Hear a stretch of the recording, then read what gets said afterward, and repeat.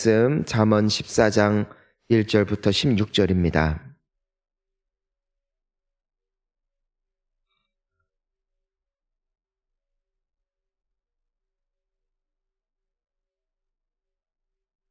잠언 14장 1절부터 16절 우리 함께 한 목소리로 봉독합니다. 지혜로운 여인은 자기 집을 세우되 미련한 여인은 자기 손으로 그것을 허느니라. 정직하게 행하는 자는 여호와를 경외하여도 패역하게 행하는 자는 여호와를 경멸하느니라. 미련한 자는 교만하여 입으로 매를 자청하고 지혜로운 자의 입술은 자기를 보전하느니라. 도가 없으면 그 우유는 깨끗하려니와 소의 힘으로 얻는 것이 많으니라. 신실한 증인은 거짓말을 아니하여도 거짓 증인은 거짓말을 뱉느니라. 거만한 자는 지혜를 구하여도 얻지 못하거니와 영철한 자는 지식 얻기가 쉬우니라. 너는 미련한 자의 앞을 떠나라. 그 입술에 지식 있음을 보지 못함이니라. 슬기로운 자의 지혜는 자기의 길을 아는 것이라도 미련한 자의 어리석음은 속이는 것이니라. 미련한 자는 죄를 심상히 여겨도 정직한 자 중에는 은혜가 있느니라. 마음의 고통은 자기가 알고 마음의 즐거움은 타인이 참여하지 못하느니라. 악한 자의 집은 망하겠고 정직한 자의 장막은 흥하리라. 어떤 길은 사람이 보기에 바르나 필경은 사망의 길이니라. 웃을 때에도 마음에 슬픔이 있고 즐거움의 끝에도 근심이 있느니라. 마음이 굽은 자는 자기 행위로 보응이 가득하겠고 선한 사람도 자기의 행위로 그러하리라. 어리석은 자는 온갖 말을 믿으나 슬기로운 자는 자기의 행동을 삼가느니라. 지혜로운 자는 두려워하여 악을 떠나나 어리석은 자는 방자하여 스스로 믿느니라. 아멘. 할렐루야. 우리 눈에 보이는 것보다 더 중요한 것이 있습니다. 그것은 보이지 않는 세계입니다. 한 사람의 말이나 행동을 좌지우지하는 것은 그 사람의 행동, 말 그 자체가 아니라 바로 내면이기 때문이죠. 내면이 흐트러져 있으면은 행동이 흐트러지게 되어 있고 내면에 악한 것으로 가득하게 되어지면 말하는 모든 말의 내용들이 악한 것으로 그득하게 됩니다. 겉으로 보았을 때는 아름답게 꾸밀 수 있을지는 모르겠지만 그 위선적인 마음, 그 위선적인 모든 행동으로 나오게 되어지는 것이죠. 그래서 그 결과는 아름답지 못하다. 육의 세계가 있지만 영의 세계가 있다는 것입니다. 그리고 보이지 아니하는 영의 세계가 보이는 세계를 지배하기 마련입니다. 우리가 오늘날 미디어를 보면서 접하게 되어지는 여러 가지 갈등과 전쟁 또 기근 그 모든 것 뒤에는 무엇이 있다? 보이지 않는 세계가 있다라는 것입니다. 미움이 있기에 다툼이 있고 욕심이 있기에 빼앗는 것이 있습니다. 그래서 우리가 이 잠언의 말씀을 보니까 부르 지킬 만한 것보다 더욱 너의 마음을 지켜라. 생명의 근원이 여기서 남이니라. 우리가 신앙생활을 잘한다는 것은 내가 교회 예배, 기도의 모든 자리에 개근하는 것보다 더 중요한 것이 무엇이라는 것입니까? 나의 마음이라는 것입니다. 내가 나와서 주님 앞에 매번 예배하는 자리에 앉아있다 할지라도 정작 나의 영혼은 하나님 보시기에 또 남들 보기에도 나 스스로가 보기에도 너무나도 비참한 상태 가운데 거할 수 있다는 것이죠. 여러분들의 영혼이 잘됨 같이 범사가 복된 줄 믿습니다. 강건하여질 줄 믿습니다. 때문에 우리가 기도하는 이유, 우리가 새벽에 나와 하나님 앞에 부르짖고 우리가 무시로 성령에 깨어있기를 힘쓰는 이유가 바로 여기에 있다는 것이죠. 마음을 지키면 인생을 지키는 것이고 마음을 지키면 살아나는 것이기 때문입니다. 그래서 오늘 우리가 말씀을 보면은 1절부터 9절까지 다양한 케이스들이 등장하는데요. 자, 보십시오. 우리가 보는 것을 예를 들어 지혜로운 여인은 뭘 합니까? 자기 집을 세우죠. 미련한 여인은요, 그것을 허뭅니다. 무엇이 전자냐는 것이에요. 지혜로운 사람은 세우고 미련한 자는 무너뜨립니다. 즉 세웠느냐 무너뜨렸느냐 우린 그걸 봅니다. 네가 성공을 했느냐 실패를 했느냐, 네가 이 일을 이루었느냐 이루어지지 못했느냐를 사람들은 더 크게 봅니다. 하지만 오늘 말씀 포함한 모든 잠언서는 무엇을 먼저 말하고 있습니까? 그 사람은 지혜로운 사람이었는가? 미련한 사람이었는가? 결국 무엇이 더 중요했던 것이에요? 그 내면이 더 중요했던 것이죠. 2절을 보니까 정직하게 행하는 사람이 있어요. 무엇 때문입니까? 여호와를 경외하기 때문이죠. 하지만 패역하게 행하는 사람이 있다는 것입니다. 왜 그렇다는 것이요? 여호와를 경멸하기 때문에. 무엇이 그 행동을 주장합니까? 그 내면의 여호와를 경외하느냐, 여호와를 경멸하느냐, 이것을 볼 자가 아무도 없어요. 하지만 그것을 내가 알고 주님이 보죠. 3절도 보니까 미련한 자는 교만합니다. 그래서 입으로 매를 자청합니다. 결국 나의 입술의 언어의 문제는 어디에서부터 기인하는가? 나의 내면에서 기인한다라는 것입니다. 사상이란 참 무섭습니다.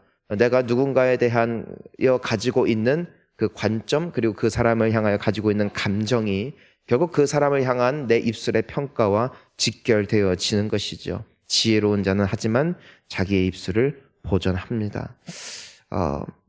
소가 없으면 구유가 깨끗하고 하지만 소의 힘으로 얻는 것이 많다고 합니다. 구유는 깨끗해질 수 있습니다. 속에 그 안에 소가 없으면 말입니다. 하지만 그것으로 말미암아 얻는 것이 많은 것처럼 당장 내 마음을 지키지 않고 거칠에만 잘하면 남들이 보았을 때는 잘 사는 인생이 될 수 있습니다. 하지만 거기에는 능력이 없는 것이죠. 5절부터 9절까지도 계속해서 동일한 말씀인 것이죠. 신실한 사람은 거짓말 안 하죠.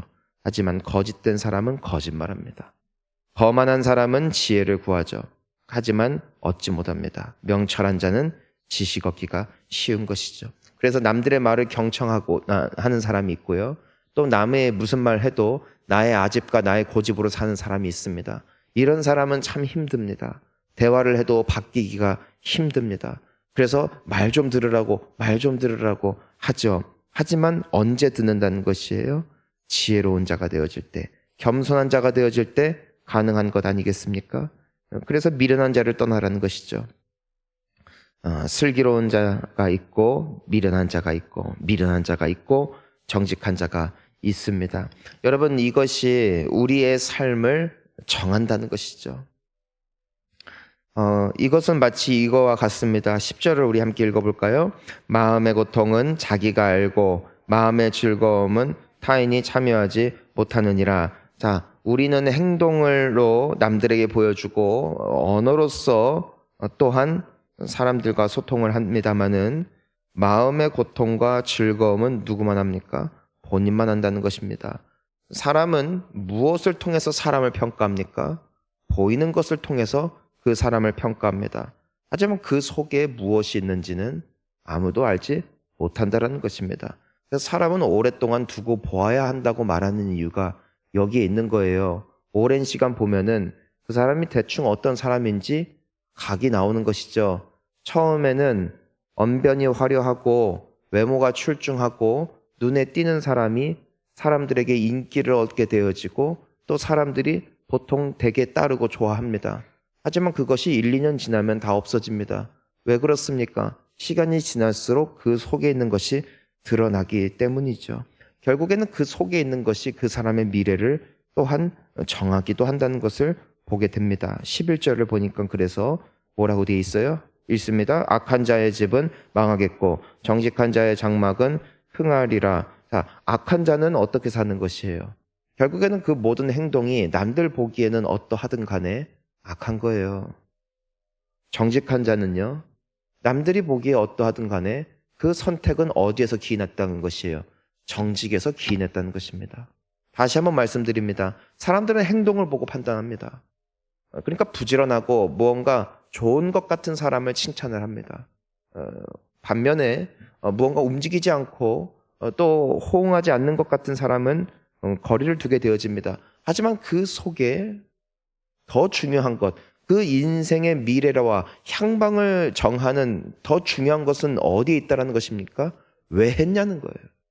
왜 했냐는 것이에요. 그 마음의 의도성이 무엇이었냐는 것이에요. 이것이 여호와께서 그 인생의 생사화복을 주장하실 때에 가장 중요하게 보시는 것입니다. 다윗을 보면은 그가 선택했던 수많은 선택 자체가 성공의 지름길이라고 생각했다면은 우리는 그가 했던 대로 그대로 따라가면 됩니다. 하지만 그의 인생이 복됐던 이유는 그의 마음의 중심이 여호와께서 보시기에 귀했기 때문입니다. 그가 왜 사울 왕을 죽이지 않습니까? 그의 마음의 중심에 단지 왕 죽였다가 이 사람들이 나를 해하면 어떡하지? 왕 죽였다가 사람들이 나를 미워하면 어떡하지? 이것이 그 마음의 중심이 아니었어요. 그가 왜 사울 왕을 죽일 수 있는 기회가 있음에도 죽이지 않았습니까? 여호와께서 기름 부으신 자를 내가 어떻게 해할 수 있으랴? 충분히 죽일 수 있어요. 죽이면은 본인은 자유로울 수 있다고. 하지만 그는 누구를 두려워했다는 것입니까? 여호와를 두려워함으로 왕을 죽이지 않았다는 것이에요. 결국에는 죽이지 않은 것보다 더 선행됐던 것이 무엇이었다는 것입니까? 여호와를 경외하는 경외함으로 말미암아 사울 왕을 살려준 그 선택. 그 선택은 남들 보기에 도저히 납득이 되지 않는 선택이었지만 그 선택이 복된 이유, 그 선택 자체가 복을 받는 길이었기 때문이 아니라 사울을 살린 것이 그의 성공의 지름길과 디딤돌이 되었기 때문이 아니라 그 선택했던 마음의 중심이 여호와께서 보시기에 복된 선택이었다. 저는 우리의 하루의 삶에 남아있는 인생의 삶의 모든 선택의 기준이 우리의 마음의 기준이 주님 앞에 보시기에 복된 마음이 될 수 있기를 주의 이름으로 축원합니다. 그래서 어떤 사람은 망하고 어떤 사람은 흥하는 것이죠. 자, 그래서 12절도 보니까 어떤 길은 사람이 보기에 뭐예요? 바르나 필경은 사망의 길이니라. 왜 그랬을까요? 왜 그랬을까요? 누가 보아도 옳은 선택을 했고 누가 보아도 착한 삶을 살았어요. 하지만 어떤 사람은 망하고 어떤 사람은 잘 될 거래요. 어떤 사람은 주님 앞에 칭찬을 받고 어떤 사람은 주님 앞에 책망을 받습니다. 어디에서 갈리는 거예요? 마음에서. 마지막으로 14절을 읽습니다. 마음이 굽은 자는 자기 행위로 보응이 가득하겠고 선한 사람도 자기의 행위로 그러하리라. 아멘. 정직하게 행하시기를 축복합니다. 아니, 그 전에 정직한 마음 회복시켜 주시옵소서. 여러분 성령 충만하십시오. 은혜 충만하시기를 바랍니다. 주님 보시기에 아름다운 마음을 품으시고 오늘도 그렇게 사십시오. 기도하는 가운데서도 이 마음을 구하십시오. 영혼을 살리는 기도. 주님이 회복시키시는 인생이 되어질 줄 믿습니다. 오늘 하루 나의 외면의 행동 양식보다도 나의 내면이 주님 앞에 아름답고 남들은 몰라도 나는 아는 주님 앞에서 어느 누구도 빼앗을 수 없는 하늘의 기쁨이 여러분들의 하루 가운데 충만하시기를 소원합니다. 우리 이 시간 함께 기도하십시오.